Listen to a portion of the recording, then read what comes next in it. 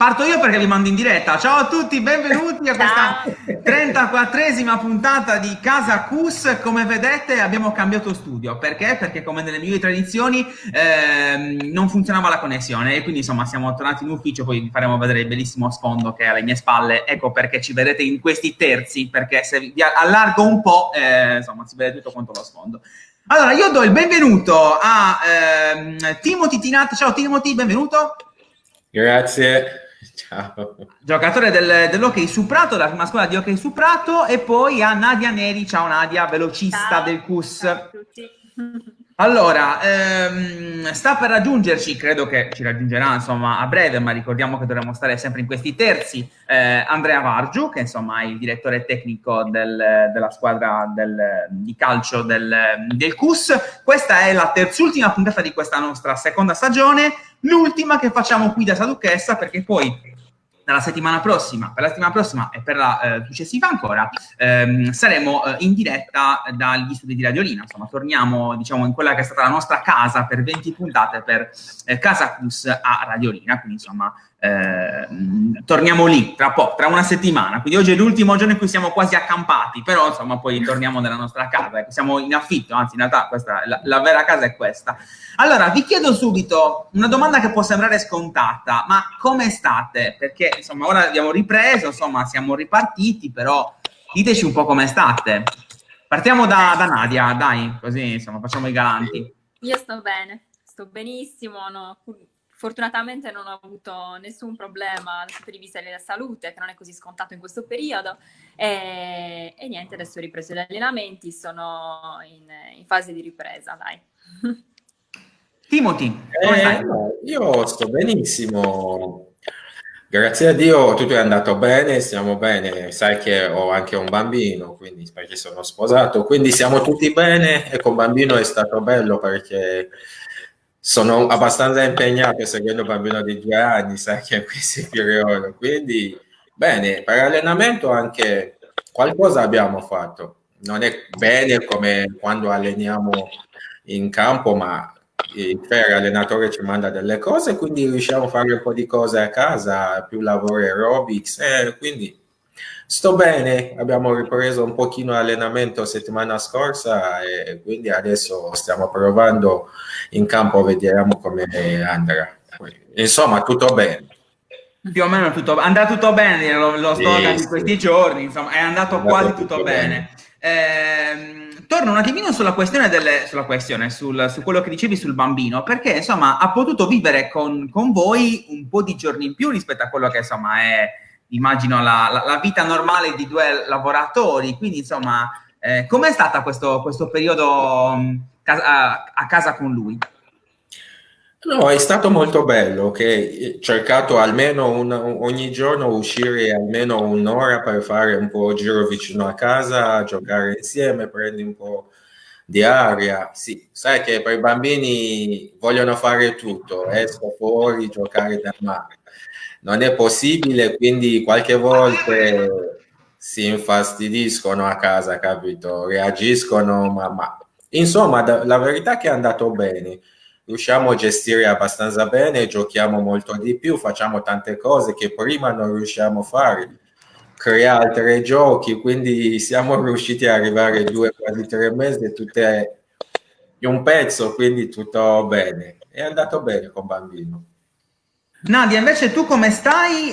Ti faccio subito la seconda domanda, che è quella legata agli allenamenti, perché chi ha seguito Nadia sui social, in particolare su Instagram, ha visto quanto si è allenata in questi giorni qua, in quei giorni là. Una roba che io non avrei mai fatto, ma perché io non sono sportivo, non lo sono mai stato, lo devo ammettere, però insomma ti sei allenata tantissimo. Giustamente hai seguito, immagino, una scheda, insomma, che il tuo tecnico Pompilio Bargone ti ha sicuramente mandato, conoscendolo, però ecco, dici un po' come stai. No, allora, io sto bene.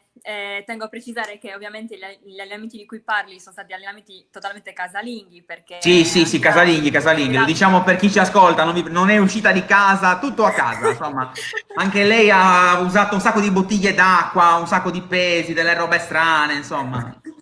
Sì, no, io ero al di là poi delle misure più restrittive che sono state prese nel corso della quarantena, per cui hanno vietato l'attività fisica all'aperto, io ero proprio favorevole agli allenamenti a casa e senza uscire neanche la semplice corsetta, perché mi rendevo conto che effettivamente c'era tanta gente che usciva con la scusa della corsetta e si assembrava per le strade. Per cui già dalla prima settimana di lockdown io ho deciso che comunque mi sarei allenata a casa. Ferma non ci volevo stare, sicuramente non ho una casa grande qua a Sassari, ho una stanza libera e per fortuna sono riuscita prima ad adattarmi con quello che avevo, quindi come hai detto tu, bottiglie di plastica, bastoni della scopa per cercare di fare esercizi di mobilità, di forza a carico naturale, e poi sono riuscita, grazie all'aiuto di un amico, a noleggiare dei pesi da una palestra, e in questi 2 mesi mi sono concentrata sullo sviluppo della forza. Diciamo che non è come correre, come allenare la velocità di per sé in pista, però ho detto, visto che le circostanze me lo impediscono, perché non concentrarmi su un aspetto molto importante dell'attività che faccio, che è la forza. Per cui ho fatto molti pesi, sono cresciuta molto dal punto di vista muscolare, e questo mi è servito per creare insomma la base, il substrato per cui poi sviluppare tutto il resto. Adesso posso uscire, posso frequentare lo stadio ormai già da un mese. Com'è stato il vostro ritorno allo stadio? Partiamo da te, Nadia. Insomma, voi siete ripartiti, se non sbaglio, a inizio maggio, perché questa era la disposizione governativa. Insomma, dici un po' com'è stato. Poi lo chiediamo anche a Timothy perché loro hanno ripreso da poco, però insomma il vostro rientro allo stadio dei Pini come è andato? Sì, io ho ripreso a inizio maggio qua a Sassari. Forse siamo stati i primi a riaprire lo stadio. Ovviamente l'accesso era limitato agli atleti di interesse nazionale secondo decreto del governo, quindi io e pochi altri siamo riusciti ad accedere alla pista già da inizio maggio. La ripresa è stata faticosa e tuttora è molto, molto in salita, perché al di là della forza che sono riuscita a mantenere, manca tutto il resto, quindi non ti nascondo che le prove mi c'erano molto affanno, anche i tendini si sono dovuti riabituare a sforzi fisici che effettivamente in quarantena non era possibile effettuare. E niente, quindi sicuramente non ho lo stato di forma che avrei potuto avere l'anno scorso, neanche lontanamente, però ci sto lavorando, sono molto motivata a riprendere, anche perché adesso hanno reinserito delle gare, quindi vedo degli obiettivi ed è tutto molto più semplice in questo senso. Delle gare ne parleremo dopo. Tina, invece il tuo ritorno in campo com'è stato? Ne parlavo con un altro ospite la settimana scorsa, con Michele Petruzzo, che è il nostro responsabile del settore tennis. La cosa particolare è che lui ha abbandonato la parte fisica dei suoi allenamenti per puntare poi sulla parte atletica. Mentre voi, quindi voi Hockey su Prato, voi Scherma, non tanto Nadia con l'atletica, avete puntato sulla parte fisica, perché in questo momento il vostro sport è tra quelli, insomma, diciamo un po' col bollino rosso, insomma, non si può ancora praticare appieno. Quindi com'è stata la ripresa? No, è stato bene, è bello diciamo, perché prima di tutto da quasi 3 mesi che non ci siamo visti, quindi stare un po' insieme, anche se non possiamo stare vicini, dobbiamo stare a distanza di 4 metri, credo, dalla federazione di hockey, quello che ci hanno dato è di 4 metri di distanza, quindi abbiamo iniziato più di fare delle cose più tecniche, ok, distanza di individui oppure 2 o 3 insieme a distanza di 5-10 metri, tiri, stop, quindi sono le cose normali, perché in tutti questi stop, da quando hanno dato la possibilità di uscire a correre fuori, molti di noi abbiamo fatto anche un po' di lavoro atletica, perché molti hanno fatto sempre almeno 1 o 2 volte a settimana 10 km di corsa, un po' di velocità e altre cose, quindi abbiamo fatto un po' di questi un po' prima, quindi adesso stiamo cercando di sentire la palla con bastone, perché da un po' che siamo completamente fuori, quindi è quello che stiamo cercando di fare adesso. Comunque tutto bene, sta andando bene. Vi chiedo di raccontarmi un po' quella che è la vostra storia al CUS Cagliari. Tinat, quando sei arrivato? 20 gennaio di 2007. Mm. Quindi insomma sei qua già 13 anni abbondanti, insomma, qui al Sì, CUS. sì. La prima cosa che hai pensato quando sei entrato qui al CUS Cagliari? No, bello, prima cosa che ho pensato, una società grande, perché non è solo, quando stavo per venire non sapevo che ci sono altri sport, ok? Ho pensato è una club di hockey, poi entrando qui ho scoperto che è una cosa più grande di come avevo pensato, ci sono quasi tutti dentro, quindi è la prima cosa che mi ha un po' presa vedere il campo di calcio perché ero un giocatore molto di calcio in realtà. Poi ho In visto un un bel passato calcio. tuo giocavi a calcio, che ruolo facevi? Come uguale a Hockey, centrocampo, ho iniziato da terzino, centrocampo.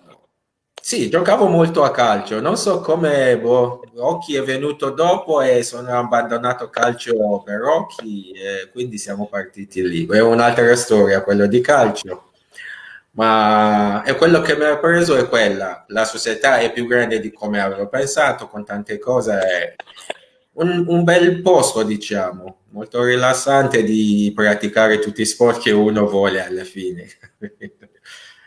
Nadia, Quindi, invece la tua vita al CUS, tra l'altro l'abbiamo già detto anche in alcune altre interviste, è diciamo una doppia vita, cioè è un po' come Dr. Jekyll e Mr. Hyde, mettiamola così, cioè in una società ovviamente sei qua per il CUS, sei tesserata per il CUS Cagliari, però ovviamente da studentessa universitaria hai fatto per esempio il CNU con il CUS Sassari, mi viene in mente questa, insomma, questa analogia, quindi raccontaci un po' il tuo arrivo al CUS e poi la difficoltà in un certo senso di allenarsi non sempre per il proprio tecnico, perché insomma Pupillo lo teniamo qui a Cagliari, non lo lasciamo andare via a Sassari, però insomma ti segue e segue insomma tanti atleti. Quindi il tuo arrivo al CUS e poi la doppia faccia, mettiamola così.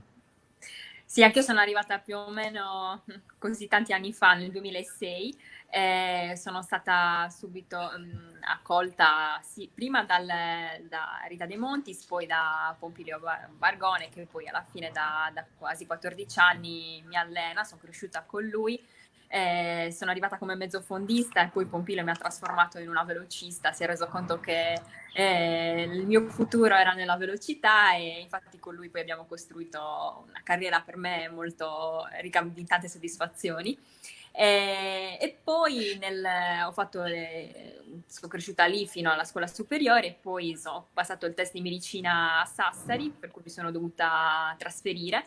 Però il nostro legame non è cambiato, anzi forse è anche più rafforzato perché lui mi manda tutti i giorni l'allenamento, ci sentiamo al telefono tutti i giorni, mattina e sera, utilizziamo molto i video, che è uno strumento che mi permette di potergli chiedere se la tecnica di corsa sta andando bene o male.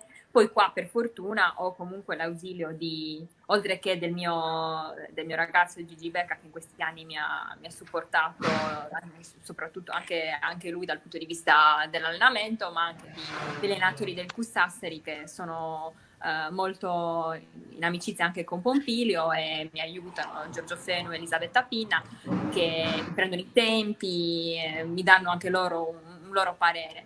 E poi sicuramente ovviamente il fatto che tra me e Pilio ci sia un rapporto quasi padre e figlia, perché alla fine siamo molto più che un allenatore e un atleta, mi permette comunque di gestire anche la lontananza cioè la sento meno, ecco, anche perché poi periodicamente vado a Cagliari a fare dei check-up per vedere com'è il mio stato di forma. La prossima settimana è previsto il primo dopo la quarantena. Speriamo che Pilio non mi trovi ingrassata o fuori forma. No, spero di no, insomma, non credo, dopo quegli allenamenti lì, non penso, insomma. Senti, Tinat, nella tua, diciamo, vita oltre il campo, come direbbero quelli bravi, tu nel 2017 hai pubblicato un libro che si chiama Perché emigriamo?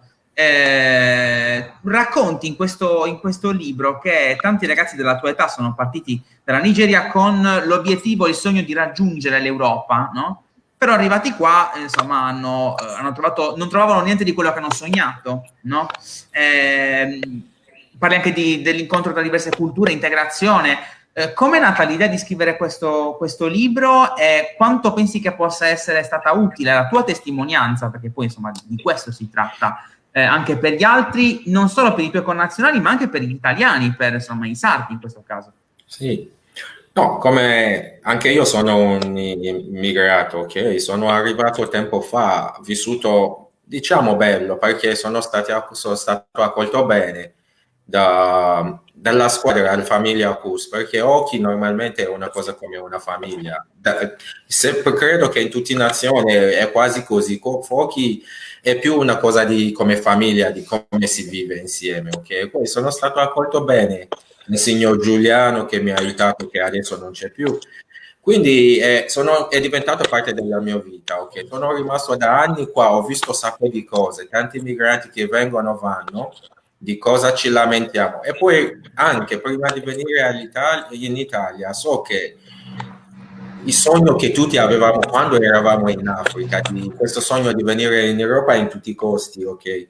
Molti ci abbandoniamo tante cose per rischiare solo per venire qua perché crediamo che qua tutto è un mondo perfetto, quella paradiso che tutti sognano. E quindi vissuto qua da tempo, poi conoscendo bene la situazione in Africa, perché anche in Africa, grazie a Oki, ho fatto un po' di viaggio per Coppa Africa e Coppa Club, quindi conosco abbastanza la situazione in Africa, quindi anche in Europa. E poi vedendo queste crisi che spinge questi ragazzi che partono per venire rischiando la loro vita per un sogno che alla fine tutti che abbiamo parlato alla fine di tutto non hanno realizzato quello sogno, oppure sono venuti qua e hanno scoperto che è completamente diverso, e ho deciso di scrivere questo libro come un'informazione di dare a noi in Africa della realtà della situazione qua e anche quelli che sono qua della realtà della situazione in Africa, perché l'idea di tutti in occidentale, gli africani sono poveri, morendo di fame, guerra, tutti questi cazzate. Ma in realtà non sono questi, non è che non esistono, ok? Ma non è che è una cosa che esiste se vai in Africa vedi così. Può trovare poi Africa è grandissima, popolazione di 1.300.000.000 circa, con nazioni circa 54 nazioni, in Nigeria abbiamo circa 200 milioni di popolazioni, quindi si parla dell'Africa come parlando di Cagliari, diciamo, come un posto piccolo. Può andare in Nigeria, trovi qualcosa che succede al nord, vai dall'altra parte e non sa neanche che qualcosa sta succedendo al nord.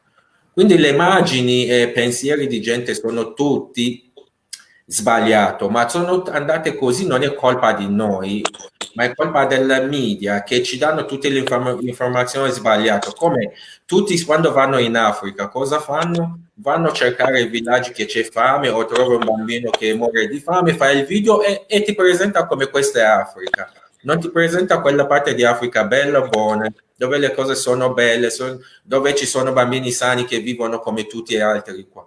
Quindi uguale, quando si portano a noi immagini dagli occidentali, si portano un occidentale come tutti sono Berlusconi, stanno benissimo, hanno tutto che hanno capito. Quindi con queste due immagini sbagliate che si presenta, i pensieri, sì, ci sono un sacco di ragazzi che da Nigeria stanno bene, hanno studiato, hanno laurea, possono cercare lavoro, vivo. Alcuni hanno anche loro business che stanno partendo, ma alla fine abbandonano tutto rischiando la loro vita e arrivano qua a trovare completamente diverso di quello che pensavano.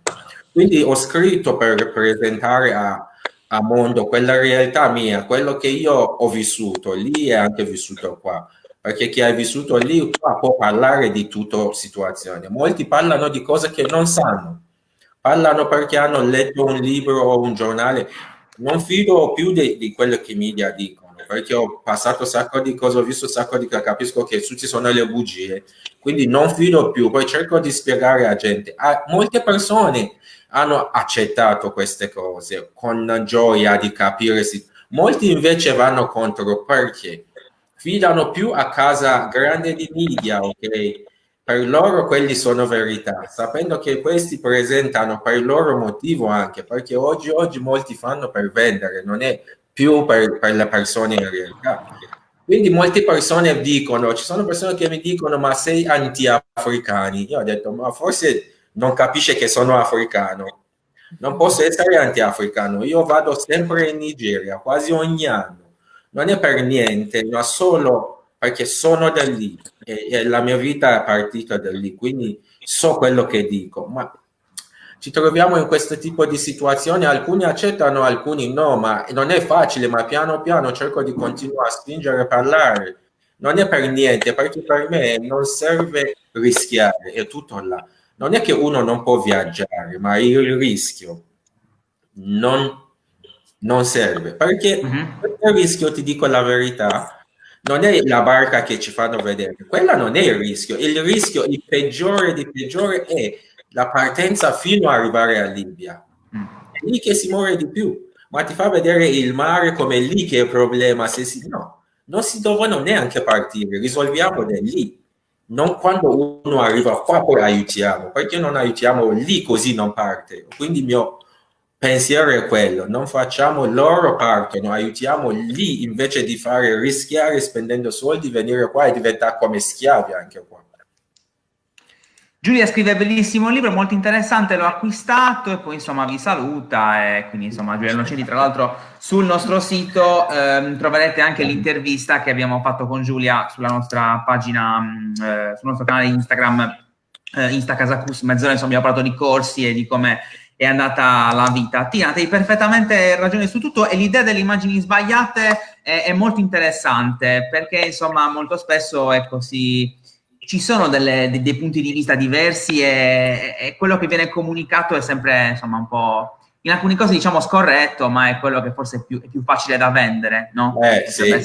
Potrebbe essere il ragionamento. Allora io devo abbandonare Tina perché il nostro terzo ospite è arrivato, non possiamo spostare questa immagine perché come i nostri due ospiti sanno, se io tolgo uno di voi tre si vede il muro dietro. Però no, adesso, ieri Cus ha compiuto 73 anni. Tina, ti chiedo di chiudere con un augurio per il Cus Cagliari.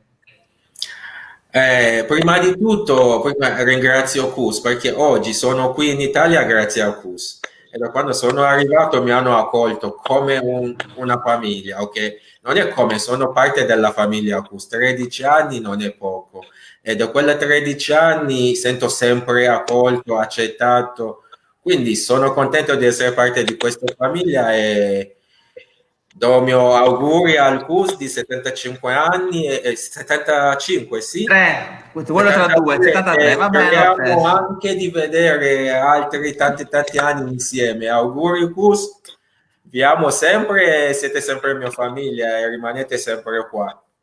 Tina, grazie mille, grazie davvero. Di niente, grazie a voi. Ciao. Nadia, fammi compagnia altri 10 minuti, cara Nadia, ecco qua, vedete, adesso cerchiamo di coprire il più possibile, eccolo qua, Andrea Vargiu, direttore tecnico del Cus Cagliari Calcio, ciao Andrea. Ciao, buongiorno. Ciao Nadia. Ciao, non ti chiedo dove sei perché sei a lavoro. Ciao Timothy che insomma ci ha lasciato nel programma ovviamente.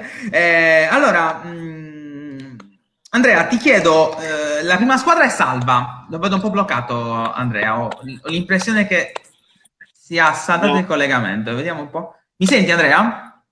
Io ti sento, sì. Ok, tu sei completamente frizzato, sì, ti vediamo solo, cioè sei fermo, però va bene lo stesso, ci accontentiamo di questo per il momento. La mia immagine non può migliorare, quindi direi che accontentatevi. Dici che peggio di così non fa, va bene lo stesso. Senti, allora io ieri ti ho chiamato per questa puntata e tu mi hai detto se dalla federazione arriva l'ok della salvezza partecipo, se no facciamo la prossima volta oppure non facciamo proprio la diretta. Se sei qua evidentemente non ce n'è stato nessun problema. Ma allora, in linea di massima sì, ieri ci sono state le linee guida dell'LND che hanno annunciato che ci sarà soltanto una retrocessione in eccellenza. Dalla promozione in giù praticamente non ci saranno retrocessioni, quindi questo ci fa stare tranquilli per il futuro. È un risultato che sicuramente meritato, perché i ragazzi, soprattutto nell'ultima parte del campionato, stavano dimostrando di potersi salvare nel campo e sul campo, quindi sarebbe veramente stato un peccato non poter gioire di questa salvezza. Quindi per fortuna, diciamo, è arrivato secondo me una soluzione giusta per tutti, quindi a parte noi, ma credo che eravamo, diciamo, coinvolti nella zona play-out.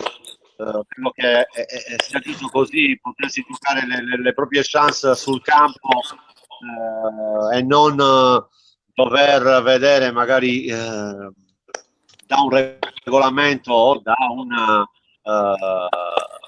Covid, ecco, del genere, una situazione che poi si è venuta a creare, e penso che sia una situazione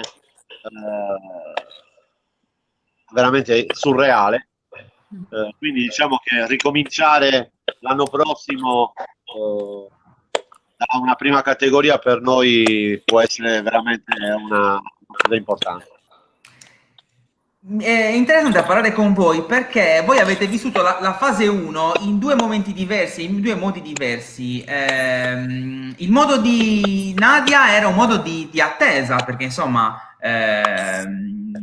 Nadia poteva essere coinvolta in un ospedale fondamentalmente, perché questo è quello per cui tu hai studiato tanti anni, mentre Andrea insomma si occupa di commercio, quindi ci fa vedere la realtà da un altro punto di vista. Parto da Nadia. Puoi fare un bilancio su questa prima fase e poi insomma cosa hai fatto dal punto di vista lavorativo in queste giornate qui? In quelle giornate lì, perché qui adesso ho finito. Allora, in realtà nella prima parte della mia quarantena io ero bloccata anche dal punto di vista lavorativo, perché a fine febbraio avrei avuto l'esame di Stato per poter essere abilitata all'esercizio della professione medica, perché io mi sono laureata in medicina e chirurgia, e l'esame è stato rimandato per l'emergenza. E poi successivamente, in seguito al decreto Conte, inizio aprile circa, siamo stati tutti abilitati d'ufficio, vista la carenza, la necessità di personale medico che potesse dare una mano, a maggior ragione in questo periodo, data già una carenza di base di medici che c'è in Italia. Quindi successivamente io mi sono iscritta comunque alle graduatorie per poter essere chiamata nelle USCA, che sono i centri di gestione domiciliare dei pazienti Covid, per cui però adesso attualmente non sono stata ancora chiamata, per cui ora mi sto occupando di guardia medica, sto frequentando le guardie mediche in un paese vicino a Sassari e sto prestando la mia assistenza in questo senso. Quindi insomma sei già sul campo, insomma questa è la cosa importante. In attesa di tornare in pista sei già sul campo, questa era una stupidaggine, mi scuserete. Mentre Andrea, che è sempre bloccato e che va bene così comunque,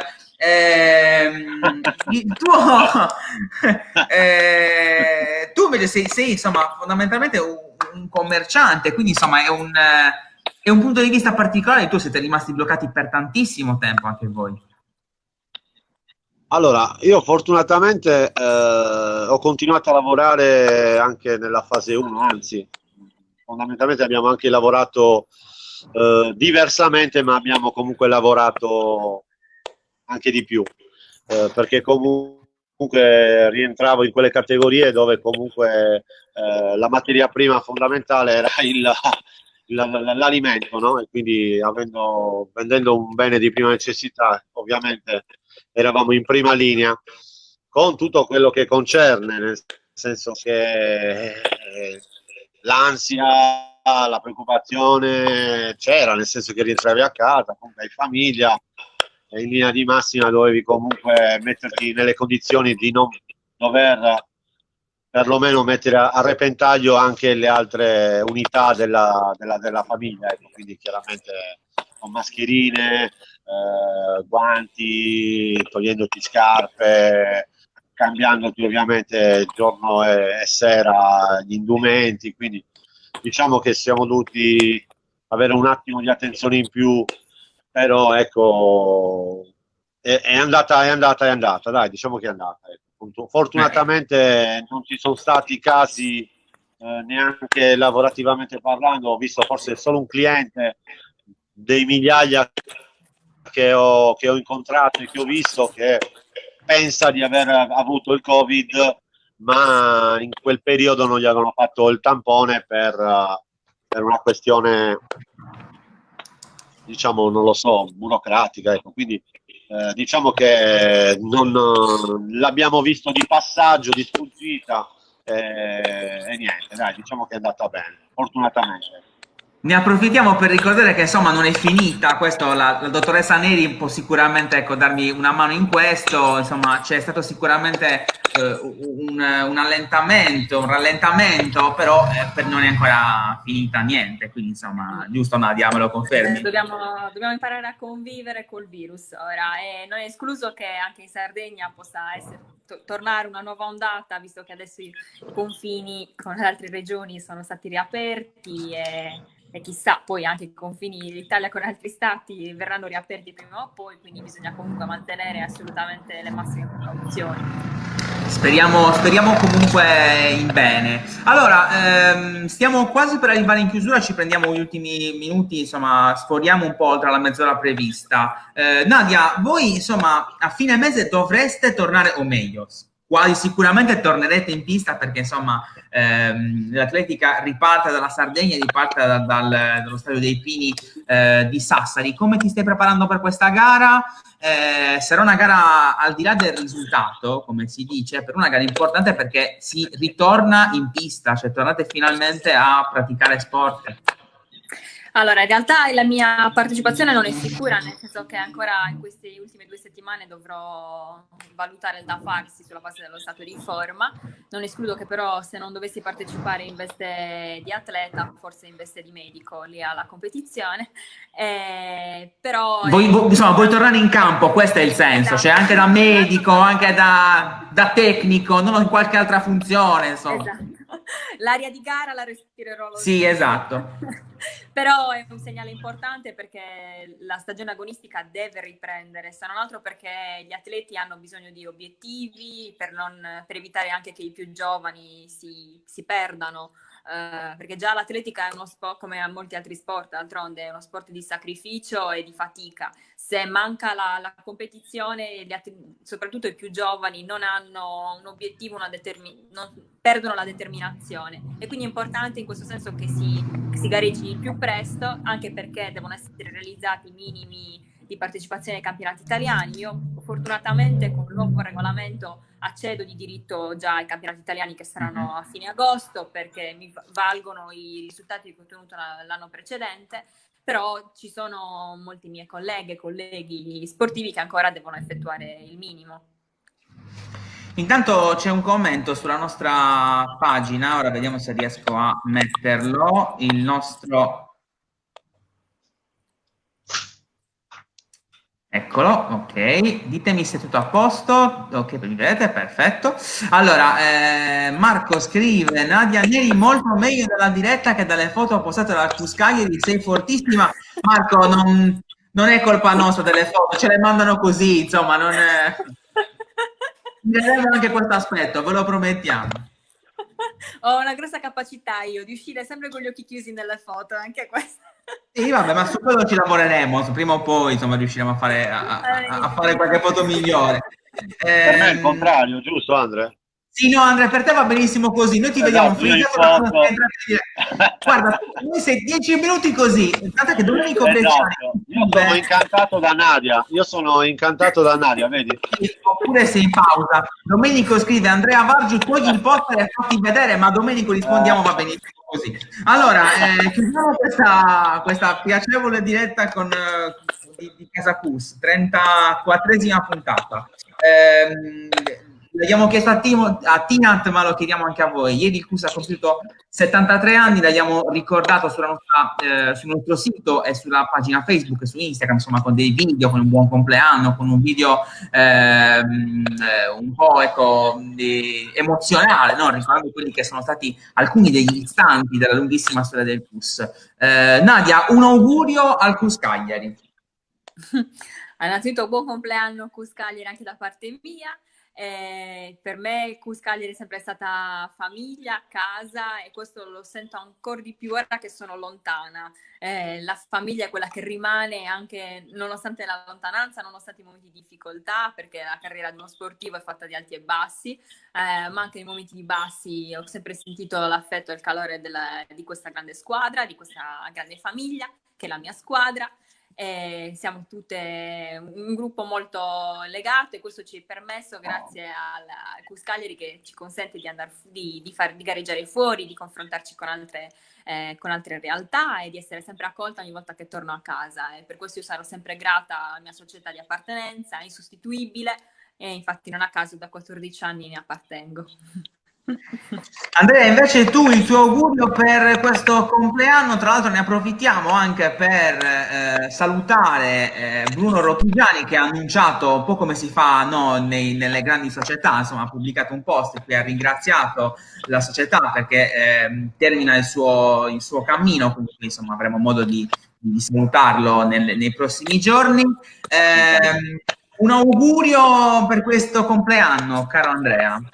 Un augurio di trovare, mi collego a Bruno e mi auguro che il CUS possa trovare collaboratori e tecnici validi come Bruno in questi anni futuri, che credo che siano il valore aggiunto per la nostra società. Quindi ringrazio il CUS per questa opportunità e gli auguro tutto il bene e tutti i successi di questo mondo. Io ringrazio Nadia Neri per essere rimasta con noi per tutto questo tempo, grazie anche a ciò che rimane di Andrea Vargiu e continuamente in fase di pausa. Vi ricordo che insomma Casa CUS è sui social del CUS Cagliari, quindi sulla pagina Facebook e sull'account Instagram del CUS, il nostro sito cuscagliari.it, e poi insomma torniamo tra 7 giorni su Radiolina. Grazie Nadia, grazie Andrea, un saluto a voi. A Casa CUS. Arrivederci.